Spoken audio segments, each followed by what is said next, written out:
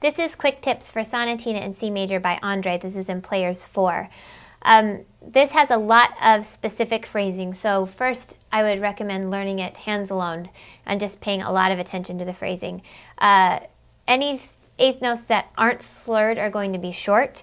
Also pay special attention to the dynamics. There's a lot of softs and then suddenly louds, so pay attention to that. Fingering is really important, especially there are a couple, like in measure 6, you'll be doing in the left hand 3, 1, 3, 1, and then do switch to the 2, because if you go 3, 4, 5, those are your 3 weakest fingers together.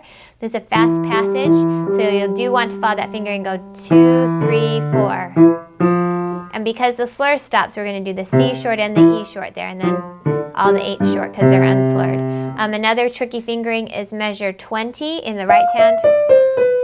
Getting your thumb on that D is really important. Otherwise, you end up with a 5, 4, 5, 4, 5, 4, 5, 4, 5, 4, and that's very weak, and it's going to be hard to control. Make sure the ends of slurs are soft. So, for example, just start at the very beginning. Soft, soft. Then think of a drop float. All those with little floats or little pushes, but very soft.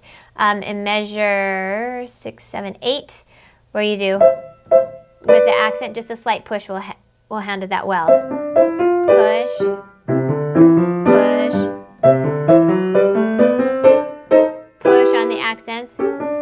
Up, drop, float, float, push. Drop, float, float, push. So any little accent you're going to push. And then just following the typical classical rules of beginnings of slurs a little deeper and a drop, ends of slurs softer and a float. Practicing this with full chart when you have it up the tempo so that you can really get the 16ths nice and even. And then anytime left hand has accompaniment pattern, like making sure it's really soft, that's around measure 4. If it's doing something more melodic, it can come out just a little bit more and be more like a duet. So those are your quick tips for Sonatina in C Major by Andre.